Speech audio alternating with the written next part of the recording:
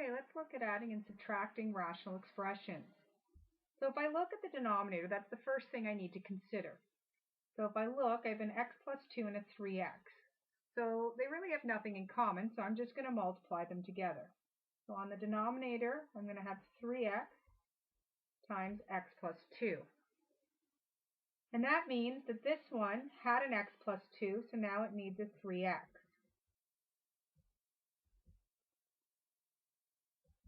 The denominator again is 3x times x plus 2.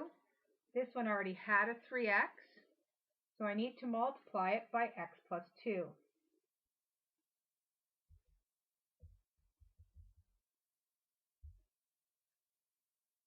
So now what I can do is I can multiply out the top and put them over a single denominator. So this is 3x times x and 3x times 5. So we're going to get 3x squared plus 15x. And then we're adding everything that comes in this bracket. So I'm going to get x squared plus x minus 2. So I have 3x squared plus 15x, and now I'm going to add everything in that bracket. And it's all over the same denominator. So now I can add and subtract like terms. So I'm left with 4x squared plus 16x minus 2 all over 3x, x plus 2. If I look, there is a common denominator here, so I'm going to factor that out. So I'm going to factor out a 2. Then I've got 2x squared plus 8x minus 1 all over 3x, x plus 2. If I look, I can't factor this further. And this is not a multiple of each other, and so I can't cancel that out. So that is as simplified as it's going to get. So now I need to state restrictions. So I have 3x cannot equal 0, so x cannot equal 0, or x plus 2 cannot equal 0, x cannot equal minus 2. So we have x cannot equal 0 or minus 2.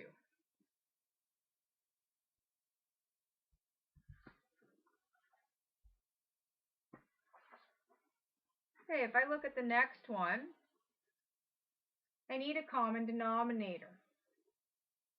Easiest thing to do, we need to factor the denominator first before we find the common denominator. So what I want to do is I'm going to have x, and I'm going to factor the bottom, and I get x minus 3 and x plus 2. And I'm going to subtract 5, and I'm going to factor that common denominator 2, or denominator 2, to get one. So we have x minus 3 and x minus 1. So if I look, they both have an x minus 3 in common, and then we have an x plus 2 and an x minus 1. So that becomes our common denominator. So I have x minus 3, x plus 2,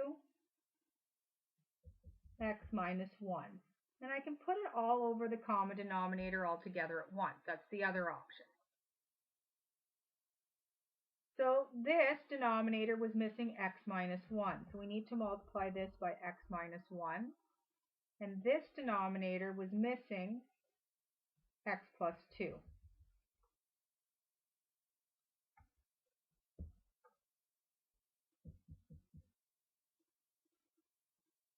So now what I want to do is I want to multiply out the top. I can't cancel because there's a minus in between them. You never cancel when there's a minus in between them. So I'm going to multiply out the top and then see if I can factor it again to cancel.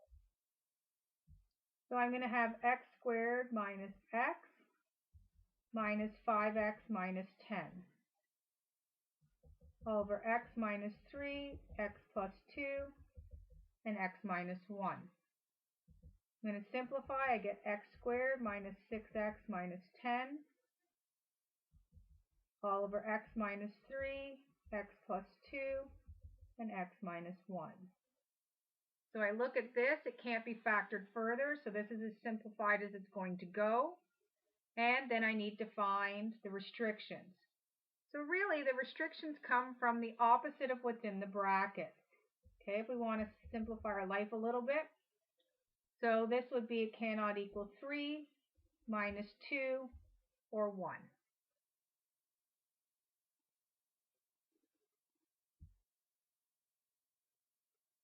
Okay, let's look at this one. Again, to be able to find a common denominator, it really is best if you factor it. It makes it a lot easier. If I just multiplied this by this, it would make it a very messy common denominator. So again, the best thing to do is to factor the bottom first. So I'm going to factor the difference of squares. I'm going to get 3x minus 2 and 3x plus 2. And then I'm going to subtract 10x, and I need to factor 9x squared plus 12x plus 4. So I'm going to go over here and I'm going to factor that.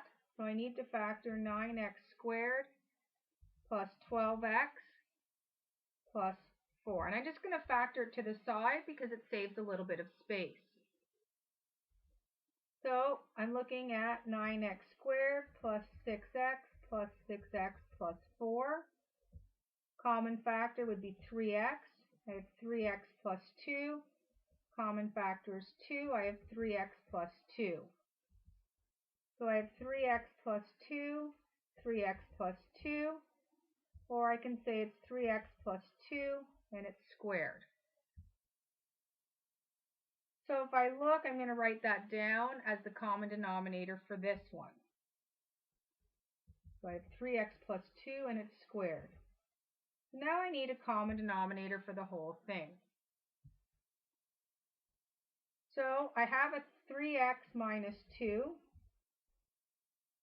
I have a 3x plus 2 and I have a 3x plus 2 squared. So I'm going to pick the one that's squared because it's the bigger of the two. I'm going to square that. So that's my common denominator for everything. I have x minus 1. It had the x minus 2. It had one 3x plus 2, but it needs a second one. So I need to multiply it by 3x plus 2. I have minus 10x. It had the 3x plus 2 squared, so it was just missing this. I'm going to multiply out the top, and then I'll see if I can factor it to simplify it with the denominator. So I'm going to multiply out this. We get 3x squared minus x minus 2, and then I'm going to subtract 10x times this. So this will give me minus 30x squared plus 20x, and it's all over the denominator. 3x minus 2, 3x plus 2 squared. I want to simplify the numerator. So we end up with minus 27x squared plus 19x minus 2 all over 3x minus 2, 3x plus 2 squared. This doesn't factor further, but I do need to state restrictions. So x cannot equal the opposite of this